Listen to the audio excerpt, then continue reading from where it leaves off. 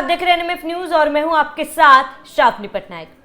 हरियाणा सरकार में जब सीएम नायब सिंह सैनी ने शपथ ली थी तब उन्होंने सबसे पहले ये कहा था कि उनकी प्राथमिकताएं प्रदेश के किसान रहेंगे। प्रदेश के किसानों के लिए जो बन पड़ेगा वो करेंगे, उनके हित में फैसले लेंगे। दूसरा, उन्होंने ये कहा था कि जीरो टॉलरेंस की नीति पर हरियाणा सरकार काम करेगी। अपराध और अपराधियों को किसी भी तरीके से बख्शा नहीं जाएगा, उनके खिलाफ सख्त कार्रवाई की जाएगी। और अपने वादे को पूरा करते हुए सीएम नायब सिंह सैनी लगातार कड़े फैसले लेते आ रहे हैं। ताजे मामले की बात की जाए तो हरियाणा में फिलहाल धान और बाजरे की बिक्री चल रही है, लेकिन इस दौरान धांधली के कई मामले सामने आए और उसके बाद सीएम नायब सिंह सैनी ने कहा था कि जांच की जाएगी, जो भी जिम्मेदार व्यक्ति पाया जाएगा तो सीधे उसके खिलाफ एफआईआर दर्ज की जाएगी। उन्होंने ये आदेश दिया, उधर कार्रवाई भी हो गई। हरियाणा के 5 बड़े अधिकारियों को धांधली के लिए सीएम ने निलंबित तो किया ही, इसके साथ ही सीएम ने आदेश दे दिया इन 5 अधिकारियों के खिलाफ एफआईआर भी दर्ज किया जाए।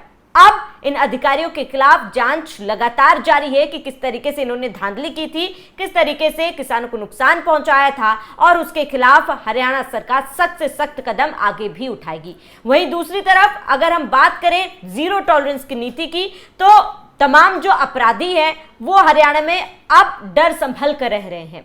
अपराध करने से पहले वो 100 बार सोच रहे हैं। इसी बीच हरियाणा के एसटीएफ को एक बड़ी सफलता हाथ लगी है। कई सालों से लखविंदर सिंह की तलाश में हरियाणा एसटीएफ थी, उसकी पकड़ के लिए हरियाणा एसटीएफ लगातार कदम उठा रही थी, लेकिन अब ये बड़ी खबर सामने आई है जहां पर लखविंदर सिंह, जो गैंगस्टर बिश्नोई गैंग का सदस्य है, कई समय से उसकी धरपकड़ के लिए हरियाणा पुलिस और हरियाणा एसटीएफ लगातार कोशिशें कर रही थी। उसे अब अमेरिका में गिरफ्तार किया गया, एफबीआई की तरफ से गिरफ्तारी हुई है और हरियाणा उसे डिपोर्ट कर दिया गया है। इसी पर हम चर्चा करेंगे। मेरे साथ मेरे सहयोगी अभिषेक त्यागी मौजूद है। अभिषेक त्यागी, जो वादा सीएम सैनी ने किया था वो करके दिखा रहे हैं और इसका ताजा उदाहरण है कि जिस तरीके से 5 अधिकारियों के खिलाफ भी कार्रवाई की गई और हरियाणा पुलिस को एक बड़ी कामयाबी हाथ लगी है। देखिए, बिल्कुल श्रावणी, पहले किसानों का मुद्दा समझ लेते हैं कि क्या है। दरअसल जब भी बात हरियाणा पंजाब की होती है तो फिर किसानों की चर्चा जरूर होती है, क्योंकि हमने किसान आंदोलन में देखा किस तरीके से हरियाणा और पंजाब के जो किसान थे उन्होंने बढ़ चढ़कर उसमें हिस्सा लिया था। हरियाणा और पंजाब में बहुत बड़ी मात्रा में धान की फसल होती है, ये हर कोई जानता है। लेकिन अगर बात देखिए, भारत में जब बात एमएसपी की आती है, क्योंकि किसानों को एमएसपी मिलना बहुत इंपॉर्टेंट होता है, तो सबसे ज्यादा भारत में जो एमएसपी मिलती है वो हरियाणा और पंजाब के किसानों को सबसे ज्यादा एमएसपी भारत में, पूरे हिंदुस्तान की मैं चर्चा कर रहा हूं, सबसे ज्यादा एमएसपी हरियाणा और पंजाब के किसानों को मिलती है। तो हरियाणा के पंजाब जो किसान है वो सक्षम है, वो समृद्ध है, वो खुशहाल है। ये हरियाणा का किसान की हालत है, क्योंकि बड़े मात्रा पर मंडियां हैं और बड़े मात्रा पर वहां पर खरीद होती है और बहुत अच्छा एमएसपी पर अगर दाम मिलता है तो मतलब किसानों को अच्छे दाम भी मिल जाते हैं। लेकिन अब होता क्या है कि जो मंडी के लोग हैं, अधिकारी हैं, जिनको सस्पेंड किया गया, उसका मैं पूरा मामला समझा देता हूं, वो क्यों सस्पेंड हुए। ये जो अधिकारी हैं ये काम क्या करते हैं कि इनके कुछ जानकार, रिश्तेदार या फिर दूसरी राज्यों की जो मंडियां होती हैं उनसे इनके संबंध होते हैं। क्योंकि दूसरे राज्यों में, अब जैसे आप एग्जाम्पल के तौर पर हरियाणा से सटा उत्तर प्रदेश है, उत्तर प्रदेश को देखिए, उत्तर प्रदेश में एमएसपी नहीं मिलता है, उतना बेहतर एमएसपी के रेट उत्तर प्रदेश में नहीं मिलते हैं। तो क्या होता है कि अधिकारी अपने जान पहचान के लोगों को बुला लेते हैं, हरियाणा में बॉर्डर पार करवा देते हैं और उत्तर प्रदेश के लोगों का धान हरियाणा की मंडी में बेच देते हैं, जिससे उनको फायदा होता है, इनका कमीशन बन जाता है। ये सीधी सीधी सी बात है। और नायब सिंह सैनी ने साफ तौर पर आदेश दिए हुए हैं कि दूसरे किसी भी राज्य का धान या फिर बाजरा हरियाणा की मंडी में नहीं बिकना चाहिए, क्योंकि हमारे राज्य के किसान पहली प्राथमिकता है। हमारे राज्य के किसानों का पहले धान बाजरा बिकना चाहिए, दूसरे राज्यों से नहीं आना चाहिए। ये नायब सिंह सैनी ने सीधे तौर पर आदेश दिए हुए थे। ठीक है, अब हुआ क्या है कि अधिकारी सांठगांठ करते थे और बॉर्डर पार करवा देते थे, धांधली करते थे, उनका उसमें इनका कमीशन बनता था अधिकारियों का। वहां से अगर सपोज एग्जांपल के तौर पर आप धान की अगर चर्चा करें, 2000 रुपए अगर क्विंटल खरीद लिया यूपी से और यहां पर लाकर बेच दिया 3000, तो 1000 रुपए बच गए। तो ये सब पूरा धांधली चल रही थी हरियाणा में।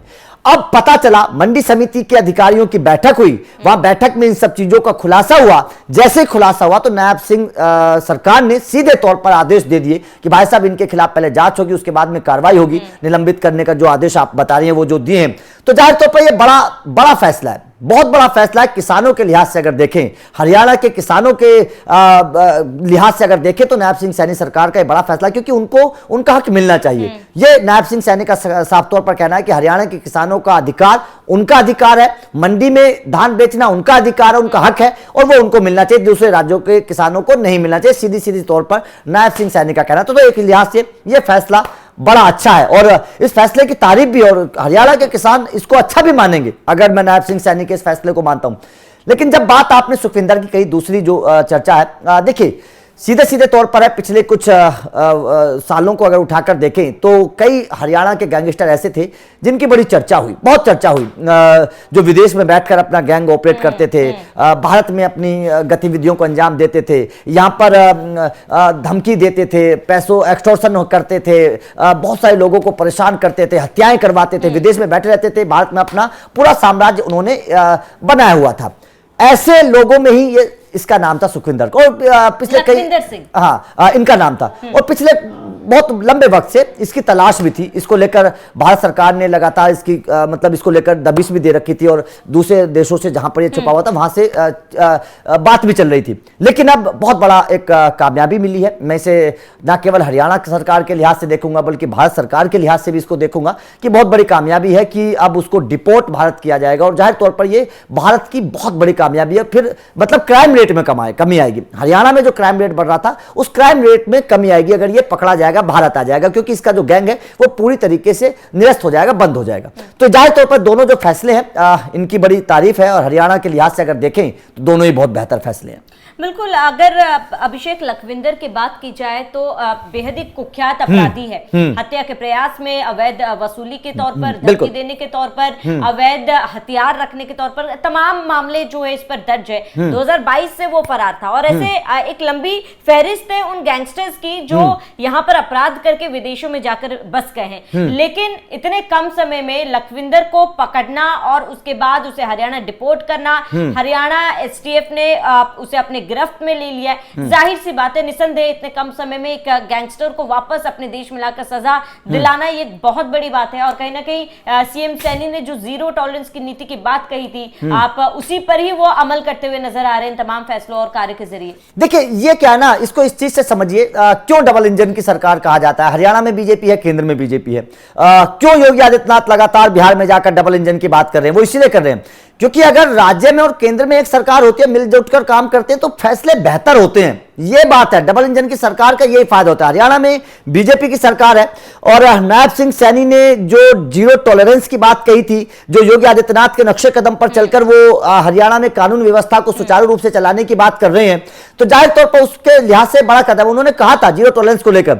और हरियाणा एसटीएफ को तो कामयाबी है ही है, लेकिन मैं एनआईए की भी बड़ी कामयाबी मान रहा हूं, जिसने इस सब चीज को लेकर विदेश से संपर्क साधा, जहां पर वो है वहां से संपर्क साध कर वहां उनको मनाया, क्योंकि किसी भी इस तरीके के क्रिमिनल को दूसरे देश से लाना बड़ा मुश्किल होता है, क्योंकि उन सरकारों की अपने भी नियम कानून कायदे होते हैं, तो बड़ा मुश्किल होता है। लेकिन बहुत बड़ी कामयाबी ये मिली है हरियाणा सरकार के लिहाज से भी। अगर देखें हरियाणा एसटीएफ की भी एक बहुत बड़ी कामयाबी है जिसने जिन्होंने पकड़ा। और देखिए अब से पहले मैं केवल ये इनकी लखविंदर की बात नहीं है, इससे पहले कई इस तरीके के क्रिमिनल विदेश से आए हैं, उनको भारत लाया गया है। ये पिछले जब से मोदी सरकार आई 2014 के बाद से कई इस तरीके के गतिविधि करने वाले जो विदेश में बैठकर गतिविधि करते थे, उसको कई तरीके के लोगों को पकड़कर भारत लाया गया है। तो ये बहुत बड़ी कामयाबी मोदी सरकार में देखने को मिल रही है पिछले कई सालों से।